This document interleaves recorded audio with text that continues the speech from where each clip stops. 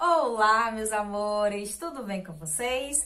Meu nome é Gleicia Santos e sejam bem-vindos a mais um vídeo do meu canal. Antes de começar, eu quero pedir a você que, se não for inscrito no canal, inscreva-se, deixe aquele like para estar incentivando o meu trabalho, compartilhe com seus amigos, ative o sininho da notificação para ficar por dentro de tudo que eu postar aqui no canal. E no vídeo de hoje faremos uma introdução da escravidão no Brasil colônia. Então, roda a vinheta!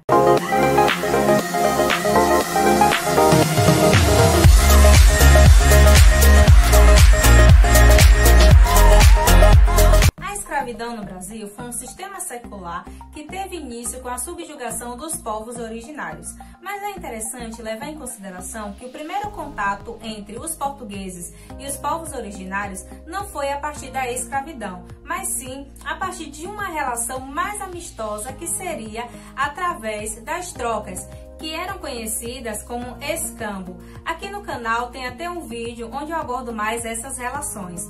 Então, se você ainda não assistiu, depois corra lá. E é interessante que, com o processo de colonização do Brasil, tem a necessidade de estar desenvolvendo uma economia que favorecesse essa questão do povoamento.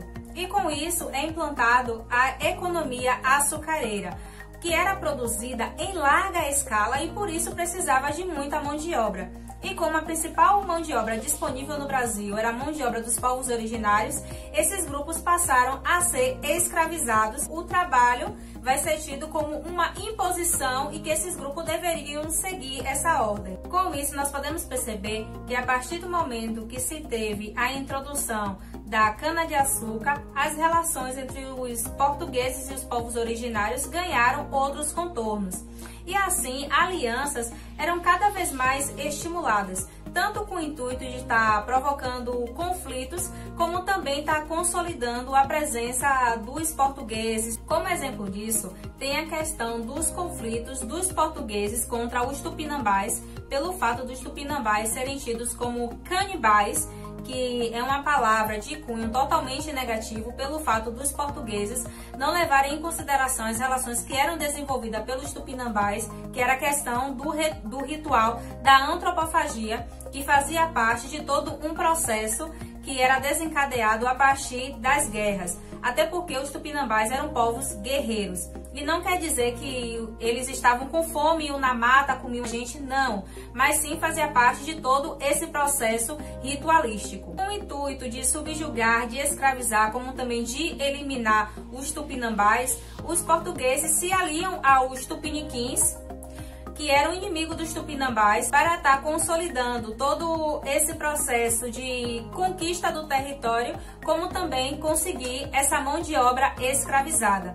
E os tupinambás se aliaram aos franceses com esse intuito de estar combatendo os portugueses e os tupiniquins. Então, assim, nós podemos observar que os conflitos étnicos que já existiam no Brasil estavam sendo utilizados para estar fomentando, fortalecendo os conflitos entre as nações europeias. Até porque, como analisamos na aula sobre governos gerais, os franceses não ficaram satisfeitos com a questão da divisão do mundo entre Portugal e Espanha e com isso invadiram o Brasil.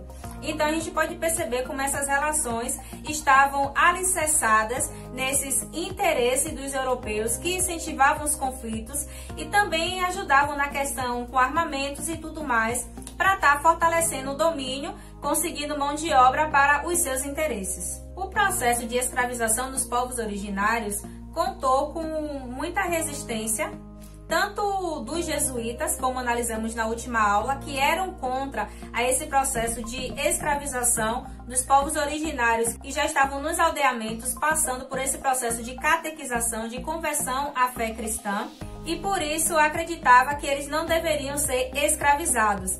Mas só que com a questão de uma maior necessidade de mão de obra escravizada pela questão da produção da cana-de-açúcar, muitos dos colonos começam a invadir esses aldeamentos para estar buscando esses indígenas para trabalharem nas suas plantações, o que vai estar gerando esse confronto com os jesuítas. Mas vale ressaltar que o processo de escravização ele era tido como legítimo a partir da Guerra Justa, que era quando os povos originários se negavam a esse processo de catequização, de imposição dessa fé cristã. E para além da resistência dos jesuítas, também teve a questão das resistências dos povos originários, que agiam de diversas maneiras possíveis. Poderiam ser através das fugas, através dos conflitos, da conversão à fé cristã, mas mantendo os seus costumes, através também do suicídio.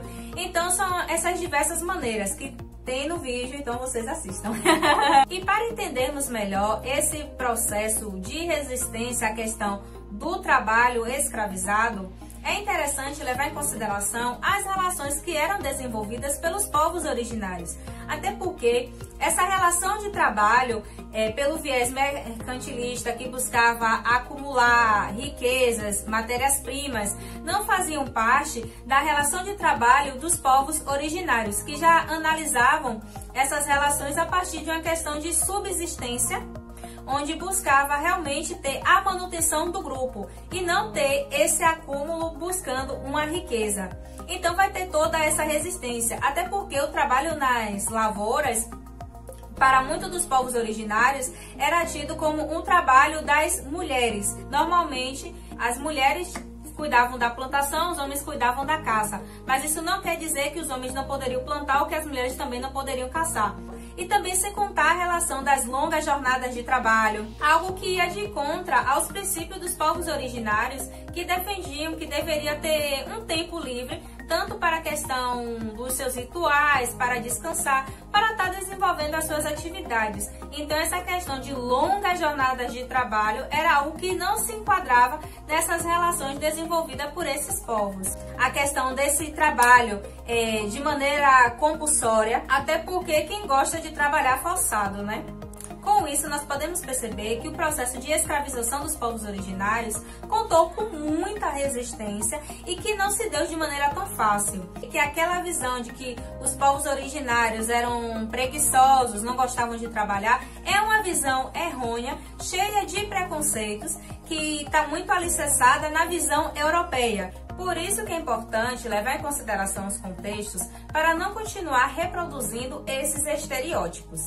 Durante esse processo de escravização e de colonização do Brasil, muitos povos originários morreram, tanto pela questão dos conflitos, das guerras, como também por conta das doenças que foram disseminadas no território a partir do contato com os europeus. Até porque os povos originários não tinham anticorpos, não tinham imunidade a essas doenças dos brancos, assim mostrando como todo esse processo foi cruel e desumano. Diante dessa conjuntura, tem-se o início do incentivo à substituição da mão de obra escravizada indígena para a mão de obra escravizada africana. Mas vale ressaltar que durante todo o processo, os povos originários ainda continuaram sendo escravizados. Porém, a partir desse momento, vai ter uma inserção da mão de obra africana e essa será a principal mão de obra escravizada no Brasil. Por vários fatores, tanto pela questão das resistências, dos conflitos, da baixa densidade demográfica dos povos originários, algo que influenciou de maneira negativa na produção da cana-de-açúcar, que precisava de uma grande quantidade de mão de obra, dentre outros fatores que iremos analisar na próxima mini-aula, quando formos falar sobre a questão da escravidão africana. Por aqui eu encerro esse vídeo e espero que vocês tenham gostado. Se gostou, deixe seu like para estar incentivando o meu trabalho. Deixe aqui nos comentários dicas, sugestões, o que vocês acharam. Compartilhe com seus amigos. Se não é inscrito no canal, inscreva-se e até a próxima!